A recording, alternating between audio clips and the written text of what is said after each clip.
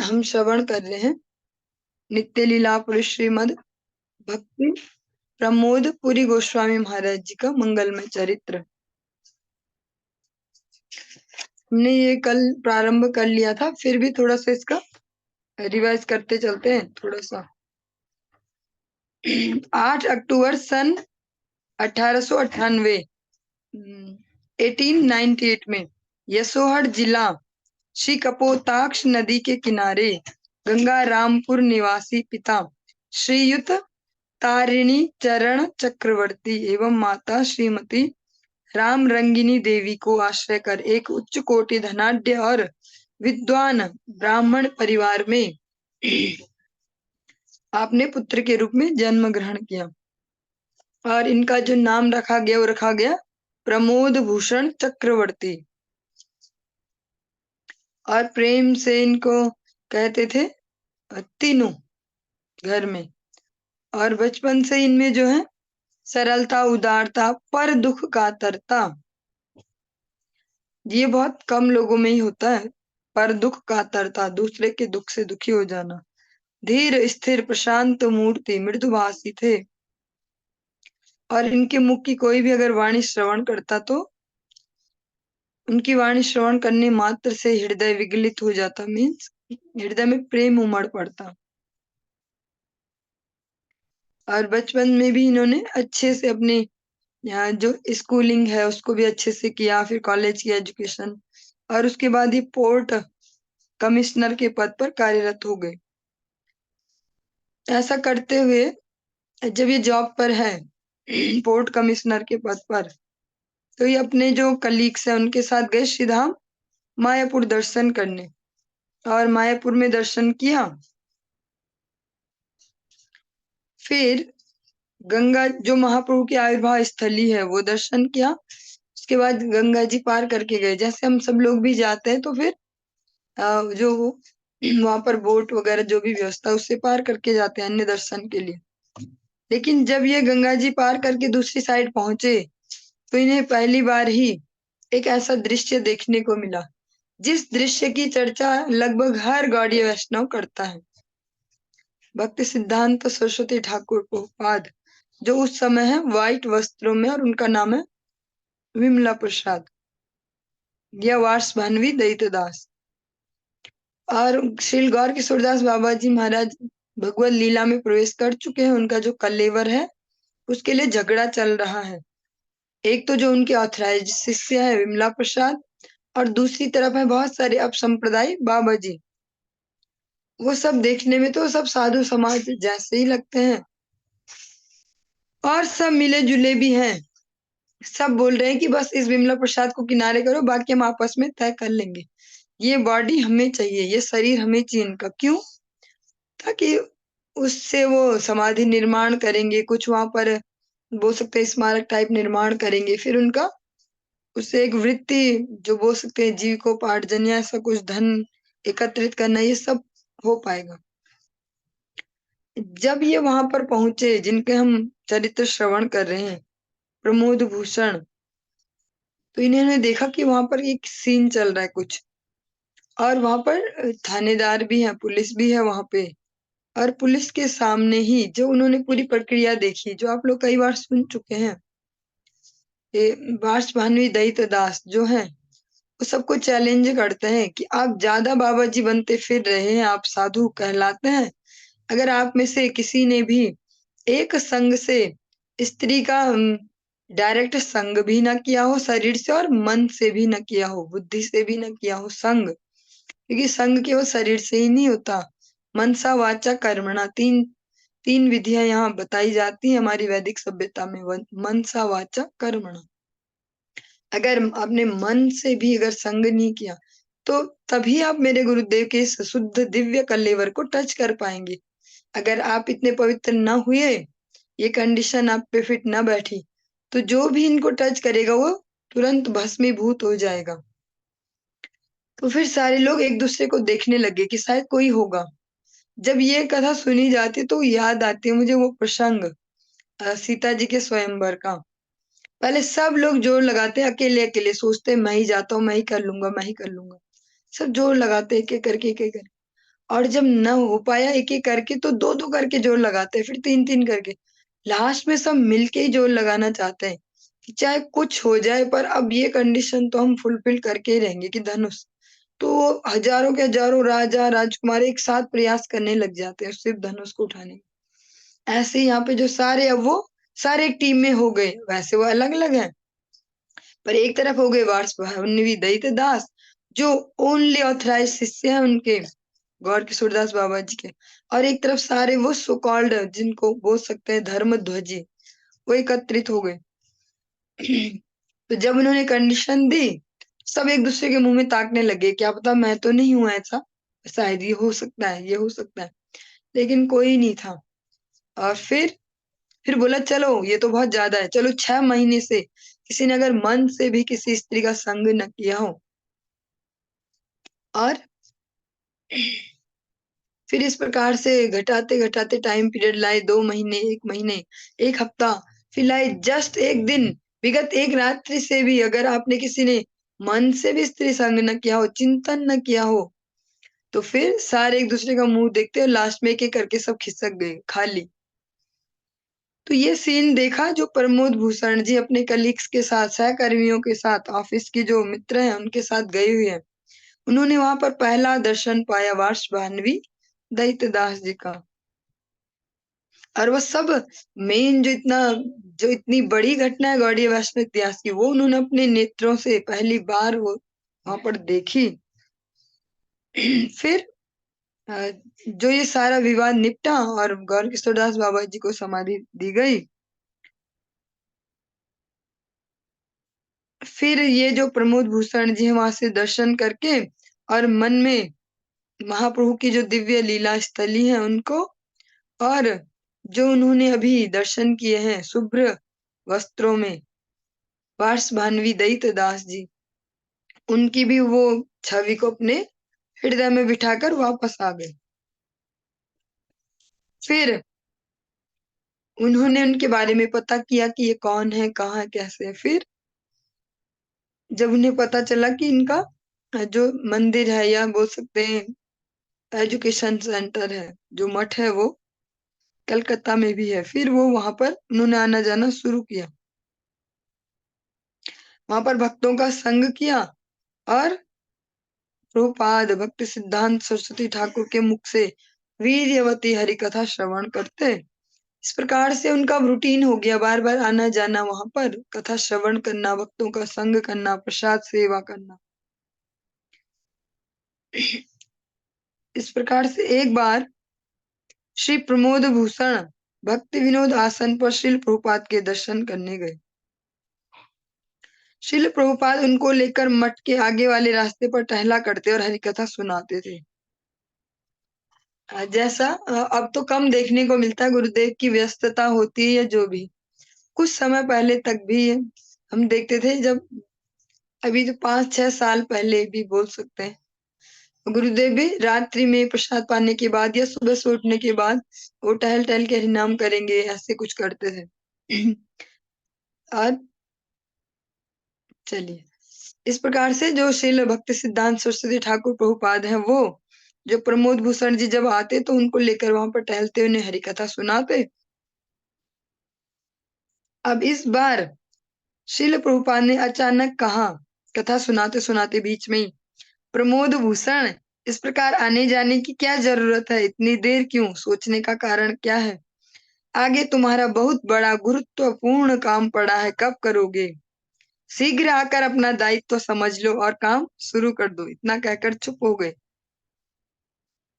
क्योंकि जब हम बात करते गुरु शिष्य संबंध की, भले ही वो हमारा उस लेवल पे जागृत ना हो, लेकिन अगर हम सुने किसी का तो प्रेरणा आ सकती है हृदय में, प्रयास कर सकते हैं कि काश हम भी वैसा शिष्य बन पाए, स्निग्ध शिष्य, जिससे गुरुदेव अपने मन की एग्जैक्ट बता पाए क्या करना है। तो प्रमोद भूषण जो है, जब वो बार बार आते उनके पास हरि कथा सुनते, जब उनके बीच का एक रिलेशन डेवलप हो गया, तो एक बार प्रभुपाद जी ने अचानक उनको स्पष्ट ही बोला, घुमा फिरा के नहीं, वेट नहीं किया, क्योंकि कुछ लोग ऐसे भी होते हैं शरणागत, जिनको गुरुदेव फिर स्पष्ट ही बताते हैं कि क्या है गोल, उनके सामने फिर लोकाचार या इस प्रकार की बातें नहीं रह पाती।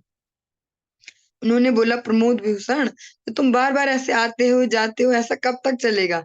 अब मतलब अब तुम्हें आ ही जाना चाहिए, अब ज्यादा विचार मत करो, क्योंकि तुम्हारे लिए बहुत सारी सेवा है अभी। अगर तुम देर करोगे तो कैसे होगा? और वो चुप हो गए। इतना सुनते ही इनके मन में बिजली के समान चमक होकर परमानंद का अनुभव हुआ, और इनको तो सिग्नल मिल ही गया। जैसे उन्होंने सोचा, अरे बढ़िया हो गया। उस दिन श्रील प्रभुपाद के मुख से यह कथा सुनकर मन में विचार किया, इस जीवन का सर्वोत्तम सौंदर्य, गर्व, अहंकार और सकल प्रयोजन, इस जीवन का जो ये शब्द है, इनको दोबारा सुनेंगे, बहुत सेंसिटिव शब्द है और प्रैक्टिकल है। हमें भी इस जीवन में क्या चाहिए, सबका लगभग, और आज की जनरेशन में, आज की डेट में तो ये बहुत ही ज्यादा प्रासंगिक है, प्रैक्टिकल है। इस जीवन का सर्वोत्तम सौंदर्य, गर्व, अहंकार और सकल प्रयोजन, जो गोल है लाइफ का, एकमात्र इन महापुरुष के श्री चरण कमलों की सेवा करना है। अब इनके मन में भी स्पष्ट हो गया कि जो मेरे जीवन में जो संपूर्णता है, जो परफेक्ट बोल सकते हैं, परफेक्टनेस या बोल सकते हैं फुलफिलनेस, वो किससे आएगी? इनकी सेवा से।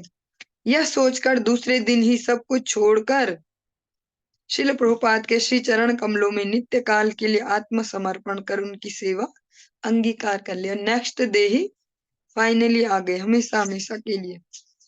शिल प्रभुपाद इनको देखकर बहुत प्रसन्न हुए एवं शुभ दिन में इनको हरिनाम दीक्षा प्रदान करके श्री प्रणवानंद ब्रह्मचारी नाम दिया। दीक्षा के उपरांत जब श्रील गुरुदेव भक्ति सिद्धांत सरस्वती गोस्वामी ठाकुर प्रभुपाद को प्रणाम किया, तब श्रील प्रभुपाद ने इनको दो कलम, कलम मीन्स पेन, जो उस समय जो चलती रही होंगी, वो लेखनी हाथ में देकर कहा, यह सेवा तुम्हारे जीवन का लक्ष्य है। मतलब तुम्हारे लिए लेखन सेवा है, लिखने वाली। उसी दिन से श्री गुरुपाद पद्म के दिए हुए दो कलम के सम्मान, मूल्यांकन और सौंदर्य ने किस प्रकार उन्हें विकसित किया, यह उनके जीवन चरित्र से प्रमाणित हुआ। श्रील भगवान द्वारा रचे इस संसार में ऐसा कोई स्थान नहीं जहां उनके हाथों से लिखा पत्र नहीं पहुंचा। उनके जीवन में दिन रात एक ही समान था।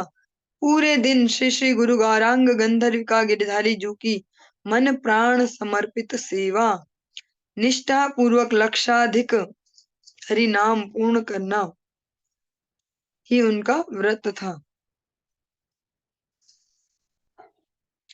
दिन भर जो वहां पर विग्रह सेवा है, ठाकुर जी गंधर्व का गिरधारी जो, जिनके आप बार बार दर्शन करते हैं। अभी आपने लगातार जो 15 दिन तक गुरुदेव के मुख से हरि कथा श्रवण की, आपने नोट किया होगा, साथ साथ एक बहुत अच्छा सा पोस्टर चल रहा था, उसमें जो श्री विग्रह है वही है श्री गौरांग गंधर्व का गिरधारी, महाप्रभु और गिरधारी भगवान और गंधर्विका राधा रानी।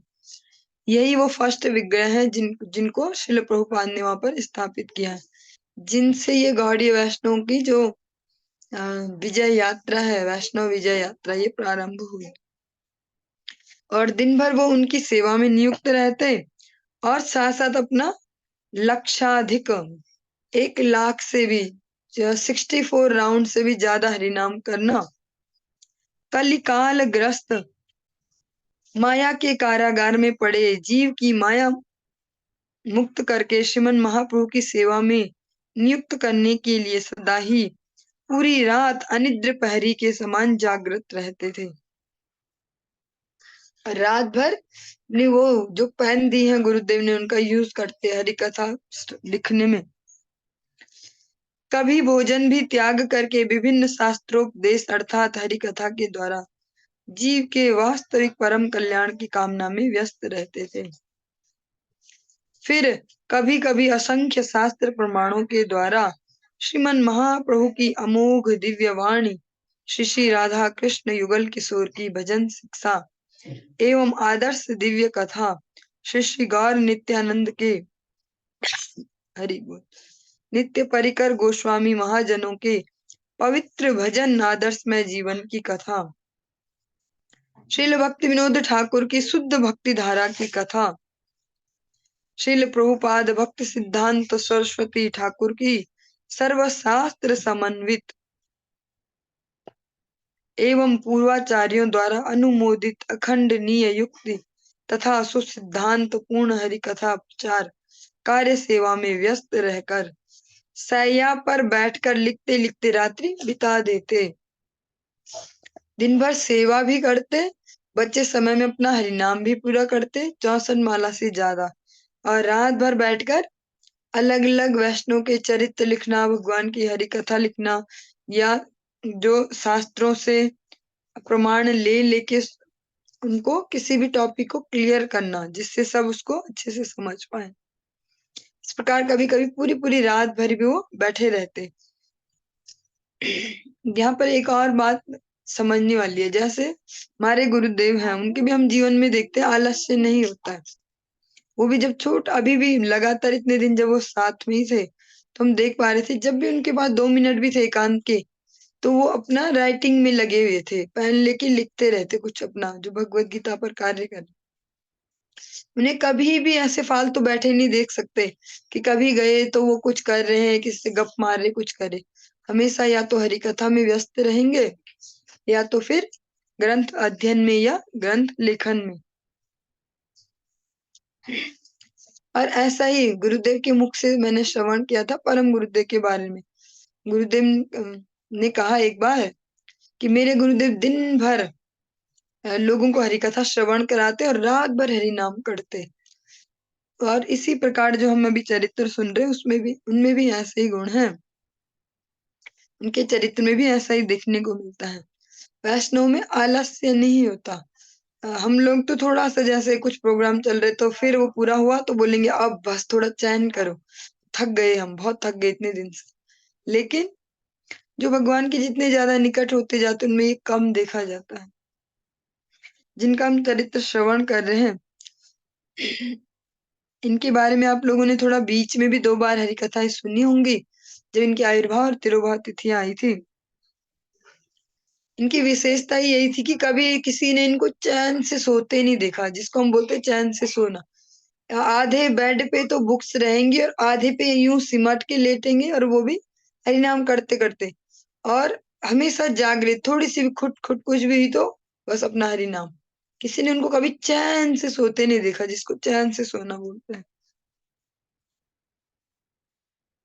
उनके श्री चरणों में कभी जब कोई सेवक निवेदन करते कि इस प्रकार प्रतिदिन भोजन और निद्रा त्याग करने से धीरे धीरे आप बहुत अस्वस्थ हो जाओगे, उससे आपको बहुत कष्ट होगा। और जब कोई इनको समझाता कि ऐसे आप खाना और सोना ये दोनों छोड़ के ऐसे लगातार करोगे तो आप बहुत ज्यादा बीमार हो जाओगे, यह सुनकर वे सभी को समझाते थे, तुम सब मेरे भोजन और निद्रा के लिए किसी प्रकार से चिंतित मत होना, मुझे बचपन से इसका अभ्यास है। मतलब बचपन से इनकी कमांड है अपने खाने और सोने पे। इसमें मेरे शरीर को किसी प्रकार का कष्ट व विघ्न नहीं होगा।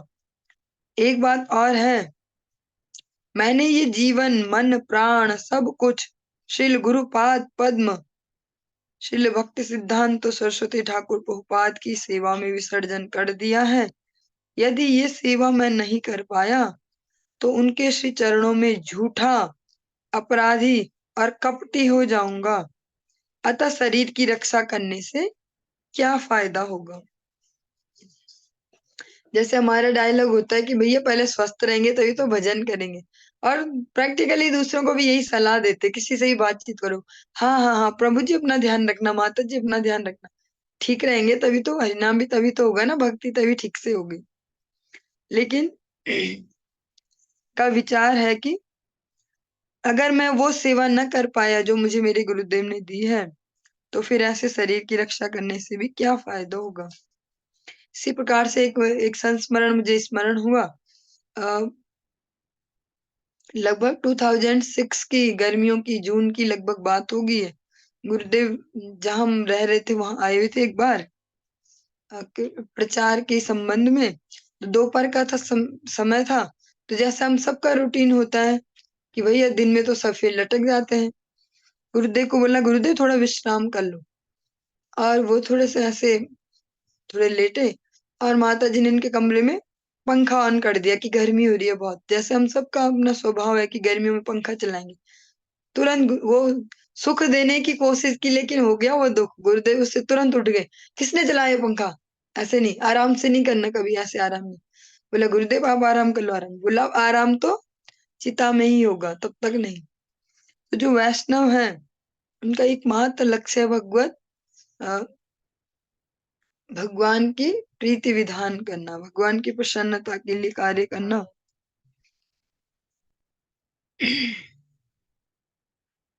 क्या तुम सब मुझसे यह कराना चाहते हो?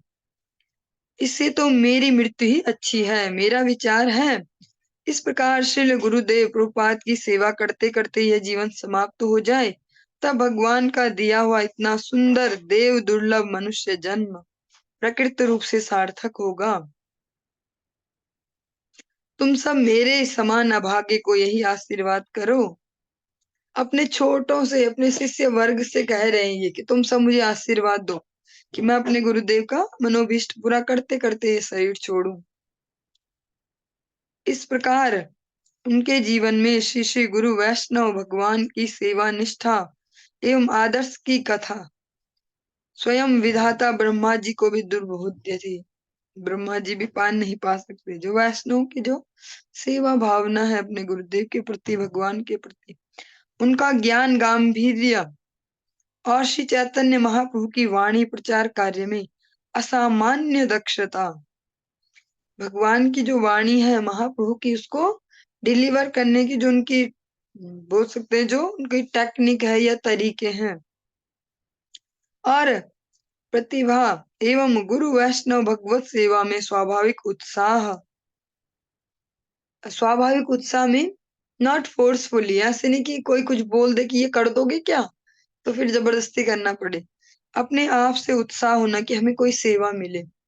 जैसे कई बार कोई भक्त हो, जैसे अजीब सा एग्जाम्पल है, आप सब में से कोई भी उसे पर्सनली मत लेना। जैसे कई बार भक्तों के परिवार में भी देखते हैं, सारी फैमिली है तो भक्त दिखने में, पर उसमें कोई एक आध ऐसा होता है कि जो सच में भक्त होता है और वो फिर एक्स्ट्रा ही करेगा सब कुछ, सेवा भी सब। तो फिर परिवार के और भक्त सदस्य ही बोलेंगे तुम ही ज्यादा भक्त हो क्या, तुम्हारे लिए सब कुछ है, तुम ही जाना बस गोलोक धाम, है ना। ये बहुत कॉमन सी बात है हम सबके लिए, लेकिन जिसकी सच में यहाँ पर बात हो रही है स्वाभाविक उत्साह की, कि स्वयं से जो उत्साह है, और यही स्वाभाविक उत्साह बहुत ज्यादा जरूरी है भक्ति में सिद्धि प्राप्त करने के लिए। जिस प्रकार से रूप गोस्वामी जी उपदेशामृतम में कहते हैं, उत्साहात निश्चयात धैर्यात। पहली कंडीशन उन्होंने उत्साह बोली। उत्साह बहुत ज्यादा जरूरी है।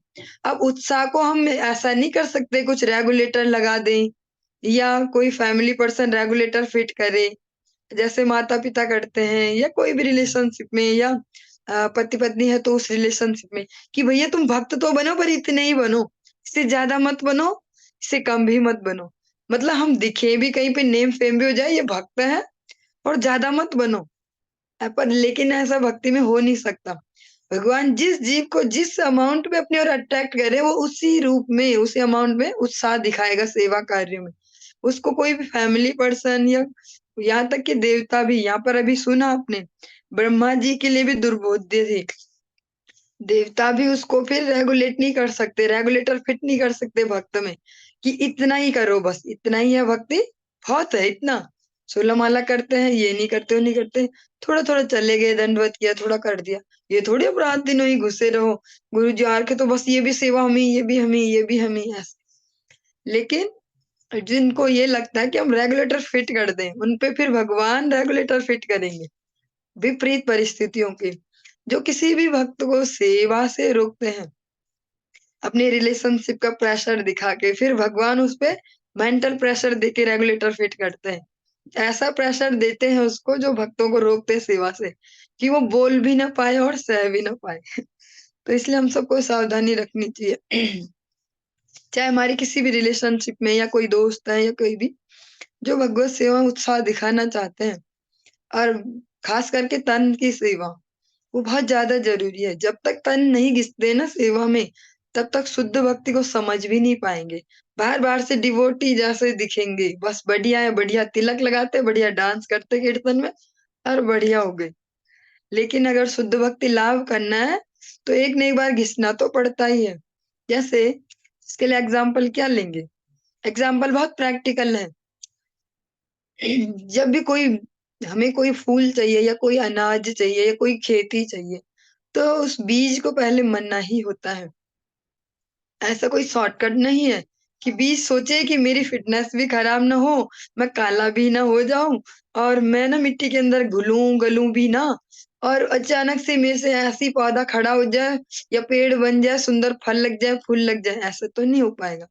एक न एक बार उस बीज को, खुद को धरती के अंदर घुसाना ही पड़ेगा, वहां खुद को मिट्टी में मिलाना ही होगा।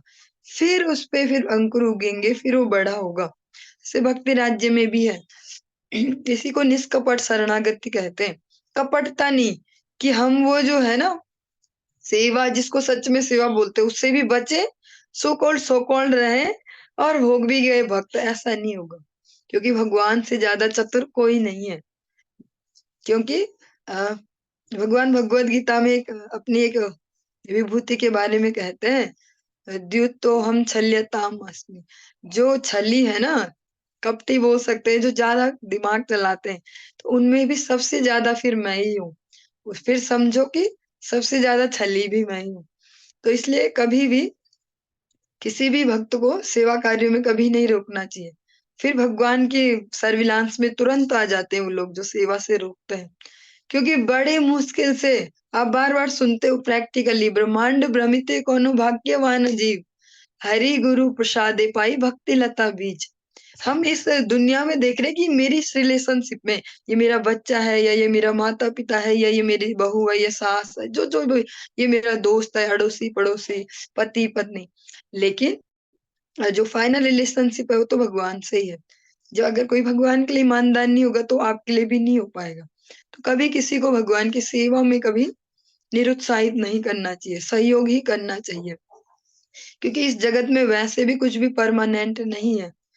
कभी भी हम किसी रिलेशनशिप को भी ऐसे पकड़ के भी नहीं रख पाएंगे कि भैया तो गलती से मेरा बच्चा बन गया या मेरा पति बन गया या मेरी पत्नी, तो तू भक्ति भी उतनी ही कर जितनी मैं चाह रहा हूँ या चाह रही हूँ। हर जीव का भगवान से एक पर्सनल रिलेशन है।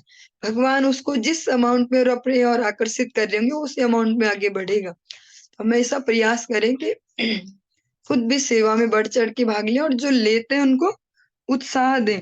यही यहाँ पर ये कहना चाह रहे हैं, अपने शिष्य वर्ग से भी बोल रहे हैं कि तुम मुझ पे दया करो, मुझे मेरे गुरुदेव का जो मनोभीष्ट करने दो, तुम अभी मेरी टेंशन मत लो, मुझे आशीर्वाद दो कि मैं और कर पाऊं। चलिए, हरे कृष्णा। आज की इस चर्चा को हम यहाँ पर विराम देंगे, आगे कल कंटिन्यू करेंगे। हरि बोल।